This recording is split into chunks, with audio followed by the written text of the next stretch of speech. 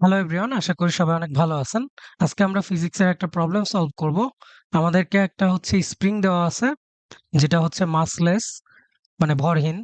তো এটার সাথে একটা সিলিন্ডার যুক্ত আছে। আচ্ছা, আমরা যেটা দেখতেছি সেটা হচ্ছে একটা সাইড ভিউ। মানে জিনিসটা এভাবে আছে যে একটা সিলিন্ডারের কোনো এক জায়গায় হচ্ছে একটা স্প্রিং লাগানো, মানে আমার কি বলে ওটাকে, ওই যে বক্র যে সারফেসটা আছে ওইটার উপরে কোথাও লাগানো সিলিন্ডারের সাথে স্প্রিংটা। এখন এই সিলিন্ডারের আমার হচ্ছে মাস বড় এম আর রেডিয়াস হচ্ছে বড় আর। আমরা জানি না সিলিন্ডারটা কতখানি লম্বা, মানে আমরা এই যে লেন্থ কত এগুলার কিছুই জানি না, বাকি এইটুকুই জানি। তো আমাকে হচ্ছে বের করতে হবে যে আমি যদি কথার কথা এই সিলিন্ডারটাকে সামান্য একটু পুশ দেই, সামান্য একটু, লেটস সে এখানে একটু ছোট একটা ঠেলা দিছি, বা এই উপরে একটুখানি মানে কি বলে জাস্ট টাচ করছি, ঠিক আছে? পুশ দিলে এটা সামনের দিকে আগাইতে চেষ্টা করবে, বাট স্প্রিং এর কারণে জিনিসটা আবার পিছনের দিকে ব্যাক করাও শুরু করবে।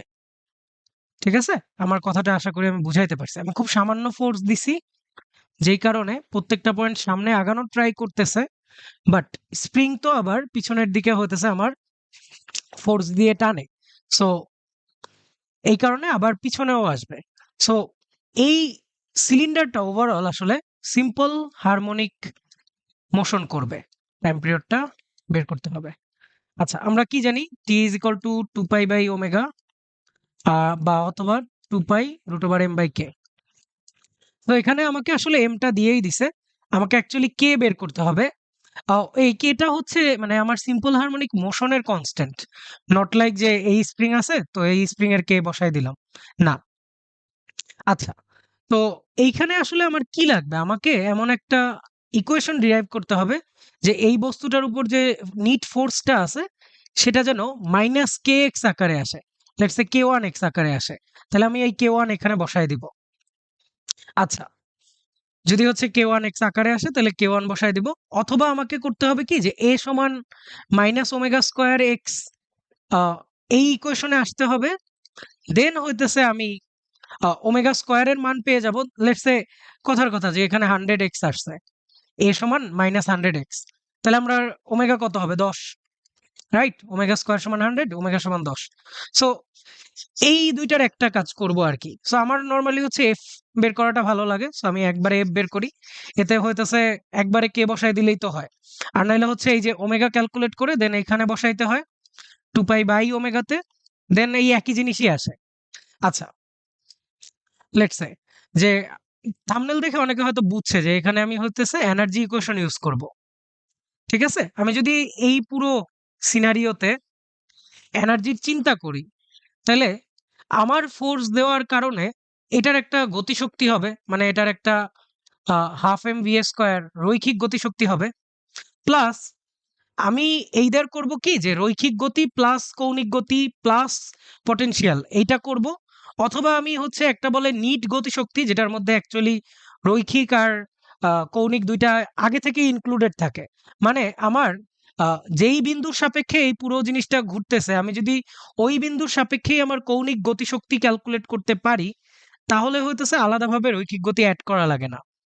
আচ্ছা, যাই হোক, অনেকে হইতেছে ওই যে সমান্তরাল অক্ষ উপপাদ্য বা আ আ কি বলে লম্ব অক্ষ উপপাদ্য এগুলা ইউজ করে যে জিনিসগুলো আমরা বের করি, কিছুটা ওইটার মতো আইডিয়া।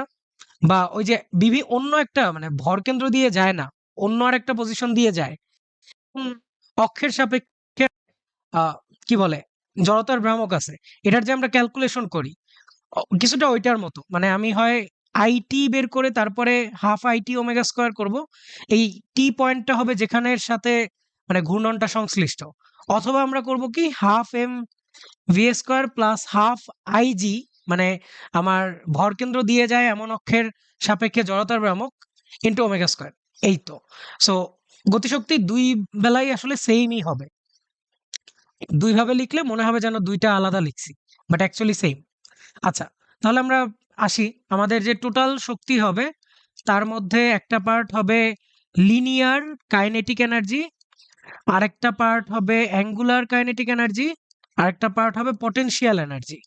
সো আমরা কি জানি লিনিয়ার কাইনেটিক এনার্জি সমান হাফ এম, সিলিন্ডারের বড় এম, এম ভি স্কোয়ার। অ্যাঙ্গুলারটা কি হবে? Half I omega square. আর পটেনশিয়াল এখানে কত হবে? এখানে আসলে আমার, আমি যদি হইতেছে এটাকে সামান্য ফোর্স দেই, আমরা বলবো যে আমার এইটা এক্স পরিমাণ প্রসারিত হইছে, যেই কারণে এইটার উপরে মাইনাস কে এক্স বা কে এক্স পরিমাণ বল তৈরি হয়েছে এই অন্য দিকে। ঠিক আছে, মনে হইতেছে আপাতত আমরা এইভাবে চিন্তা করি, তাই না? আচ্ছা দেখি। সো আমার পটেনশিয়াল এনার্জিকে আমরা কি বলি স্প্রিং এর জন্য? হাফ কে এক্স স্কোয়ার, তাই না? এটা যে এক্স পরিমাণ প্রসারিত হইলো, তাতে আমার পটেনশিয়াল এনার্জি কত জেনারেট হবে? হাফ কে এক্স স্কোয়ার, যেটা আমার এই যে উল্টা পথে আনার ক্ষেত্রে আবার ইউজ হবে। আচ্ছা যাক, আমার ইটি আমরা জানি যে কোনো ধরনের ঘর্ষণ না থাকলে, এই প্রশ্নে আমাকে বলে দিছিল আর কি, প্রশ্নে বলে দিছে যে এই জিনিসটা ঠিক আছে, মানে সরি, পিছলাবে না, গড়িয়ে যাবে, মানে এটা ঘুরে ঘুরে যাবে।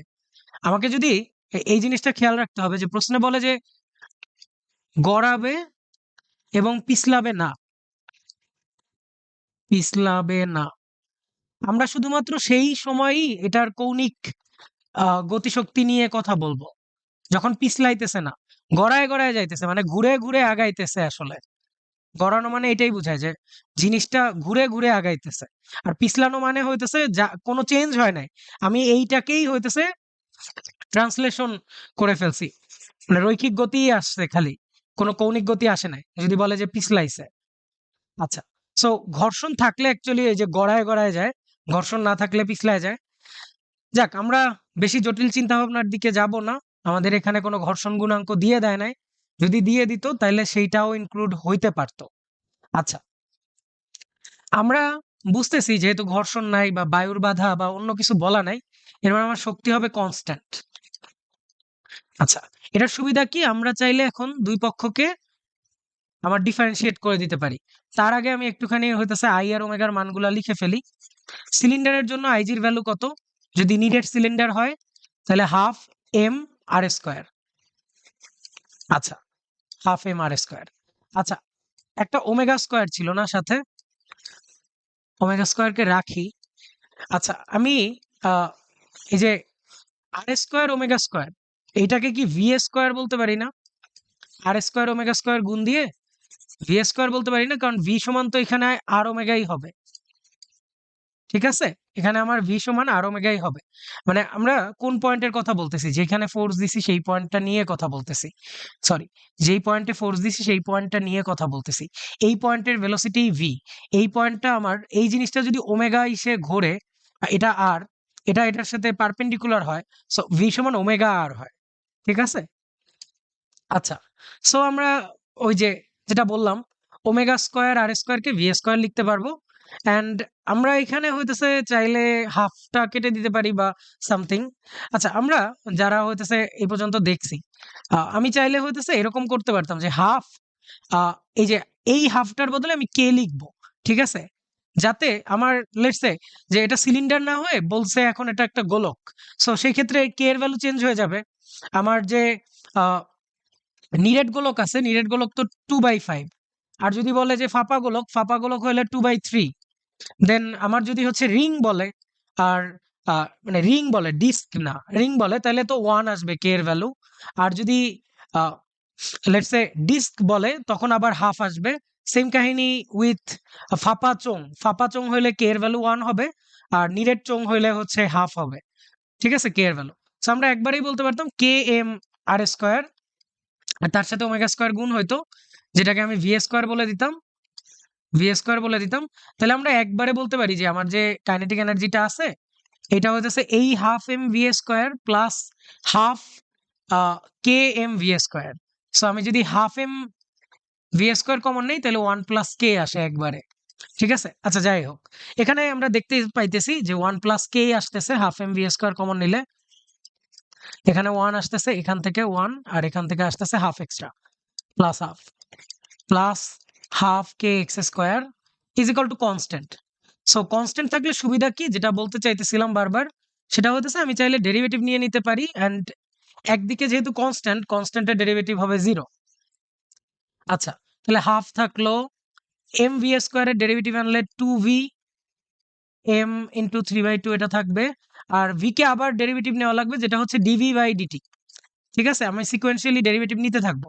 হাফ কে কনস্ট্যান্ট সামনে আসবে, 2x কে ডেরিভেটিভ নিলে 2x, আর তারপর এটা তো যেহেতু টি না, তাইলে এটাকে আবার করা লাগবে, মানে ডিএক্স ডিটি আসবে, আর এদিকে আসবে 0। এখন ডিএক্স ডিটি আর ভি দুইটা একই কথা, সো যাবে কাটা। আর এখানে কে কে সরি 2 কাটা যাইতেছে, আর এখানে আমার ডিরেক্ট আসতেছে যে এম এ। ঠিক আছে, এম এটাই হইতেছে এ, ডিভিডিটি মানেই তো এ।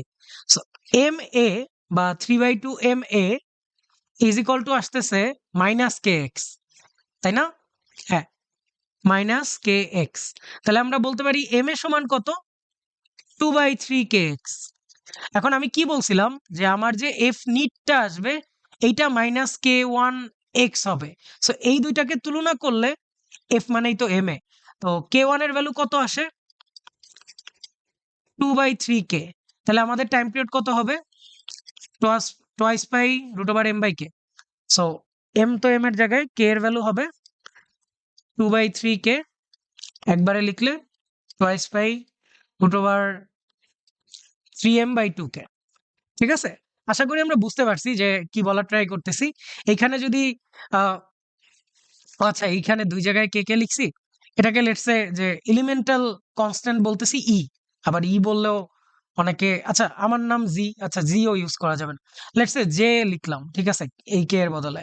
তো আমার এইখানে মানে যেটা আসছে যে ওয়ান প্লাস জে, এই যে এখানে জে এর value half, so one plus J এটা এদিকে গুণ আকারে আসছে, এর মানে ওদিকে ভাগ আকারে যাবে, মানে আমার যে কে এস এইচ এম হবে, আমাকে যদি এরকম সিনারিও দিয়ে দেয়, তাহলে তার যে কি বলে, তার যে সিম্পল হারমোনিক মোশনের যে কনস্ট্যান্টটা আছে, এটা হবে spring constant by one plus J.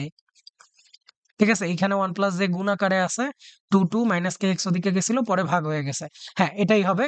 তো আমার জাস্ট কি করা লাগবে, অলওয়েজ টাইম পিরিয়ড কি আসবে, এম বাই কে, যেখানে হচ্ছে বাই আবার ওয়ান প্লাস জে, যেটা উপরে চলে যাবে।